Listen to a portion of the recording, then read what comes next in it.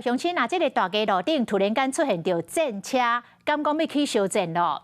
新北市10至20号暗时，常常有2台战车驶伫咧大路顶，这战车咧走，气哭叫有够大声，再加上一直咧唱乌烟，引起着附近乡亲的注意，讲会心惊惊。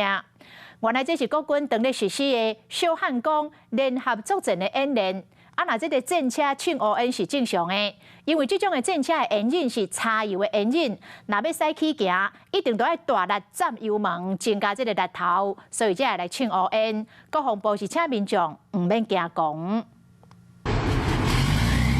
暗时啊，伫个路的向阳传出轰轰叫声，叫是发生什么代志？民众摕手机翕，原来是战车驶伫个路的。因为我是住附近的人，然后所以家里会有很明显地板震动的声音。我在我们家顶楼看的。向阳出现战车，和民众拢围过来亮亮相。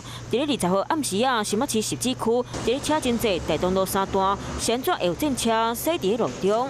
国军从20号开始，以24小时的实战化方式，举行有小汉光之称的联合作战计划演练。2台CM11战车伫个路的巡逻，哪驶过哪唱乌烟，有网友笑讲，咱靠高档战车保护国家。不过这一切拢是正常现象，因为战车引擎算是柴油的引擎，油门若大力甲吹落去，就会唱真侪乌烟。参加演习的这些车辆啊，都有按定期的保养，而且在它的燃油滤芯也都做了更换。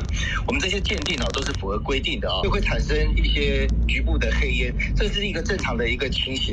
国军演习，但年都拢有计划选择到营区路口做演练，会伫暗时啊驶出去，就是惊日是会影响到伤侪人。暗时啊人车较少，行动嘛较安全。后边若是伫路的看到战车，民众唔免太过惊吓。